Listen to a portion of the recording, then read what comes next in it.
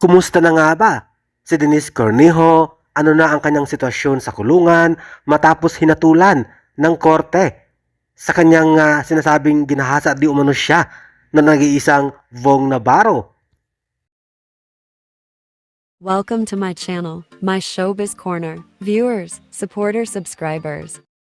Ang isyong kinasasangutan ni Vong Navarro, isang komedyante ng Pilipinas at host ng Showtime, at ang kasong sinampa ni Denise Cornejo, isang model, act of lasciviousness at rape, di umano, against kay Vong Navarro. Ito'y pinakamalaking kontrobersiya at pinakamahabang usapin na issue against kay Vong Navarro, pero sa huli, panalo si Vong Navarro at napatunayan na walang ginawang krimen itong si Vong laban kay Denise Cornejo.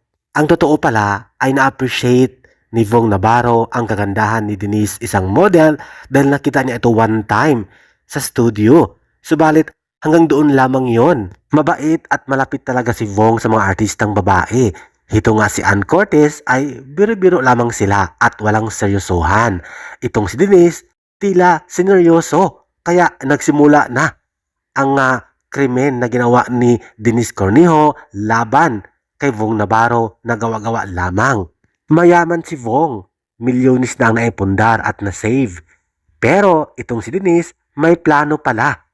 Sa kasagsagan ay boyfriend noon ni Denise Cornejo. Si Cedric Lee, isang half Chinese businessman, mahilig sa pera, mahilig manipula kung paano kumita ng pera. Siyempre si Vong, marami nang naipundar, maraming pelikula, mga TV show sa ABS-CBN at milyon-milyon o mahigit bilyon na ang kita ni Vong sa showbiz.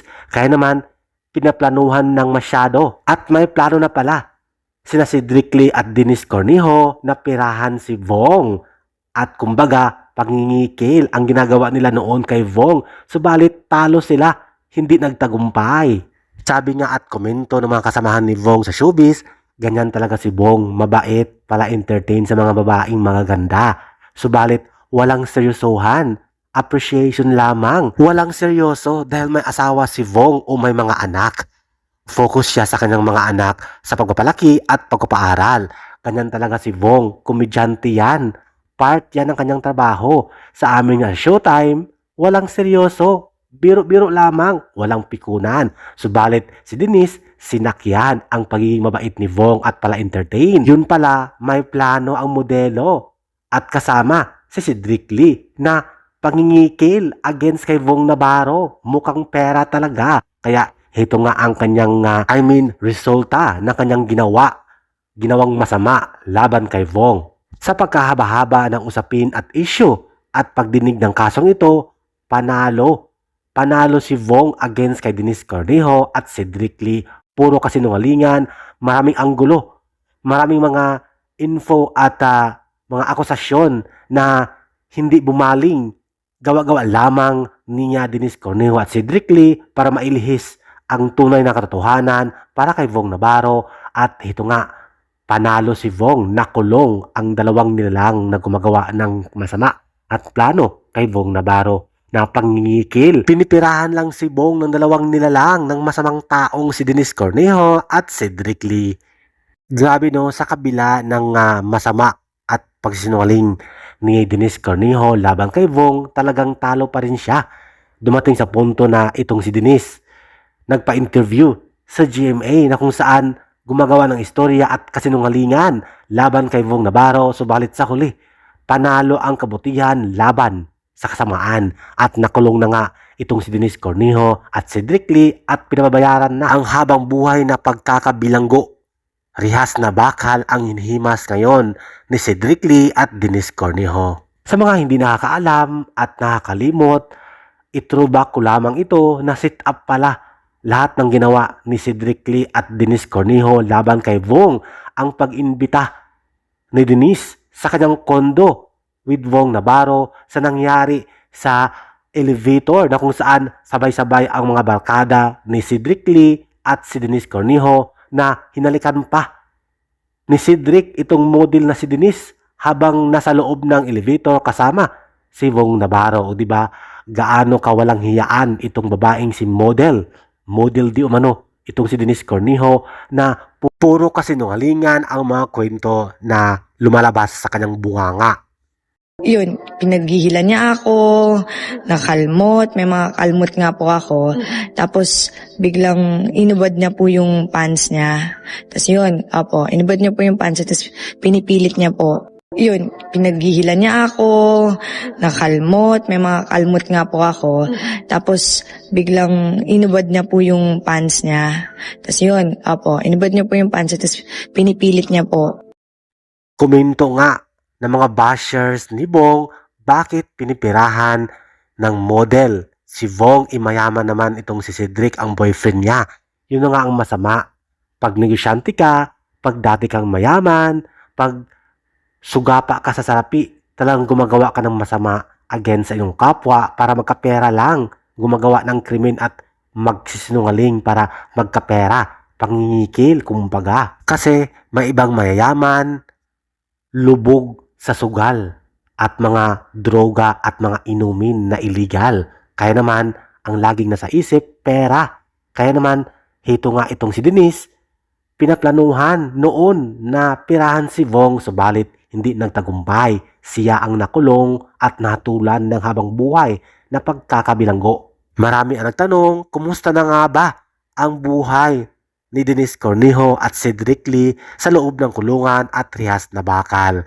Hito nga, sa loob ng kulungan, patuloy ang buhay.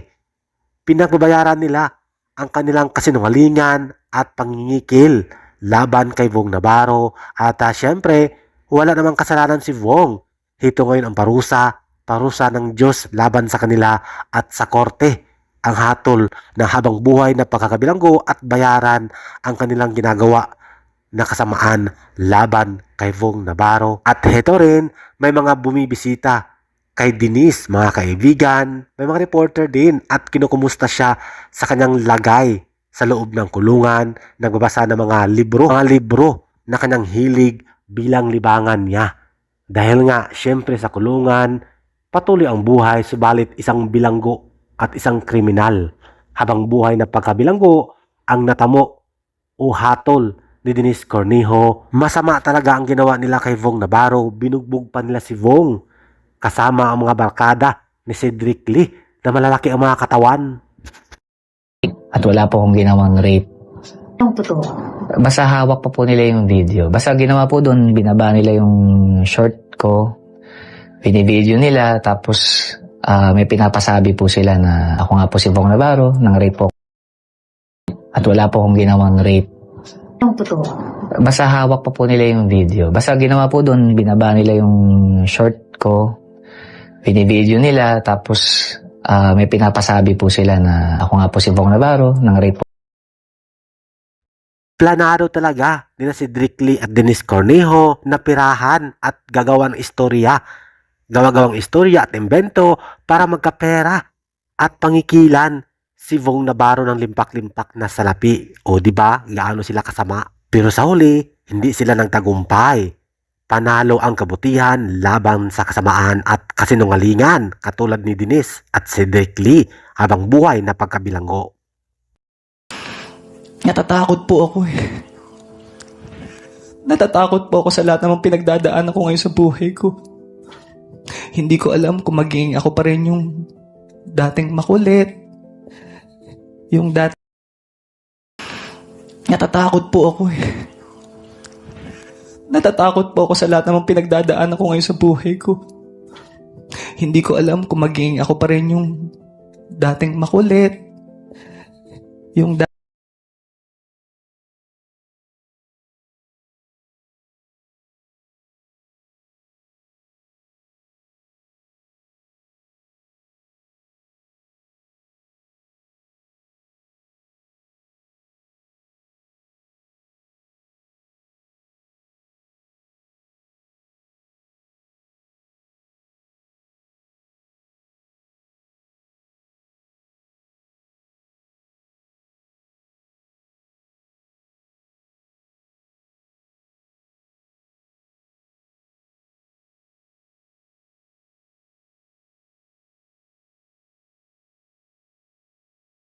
Thank you for watching, guys. See you in the next video and update. Please like and subscribe to my channel. Keep watching. God bless everyone, and always remember, be yourself and be a good one.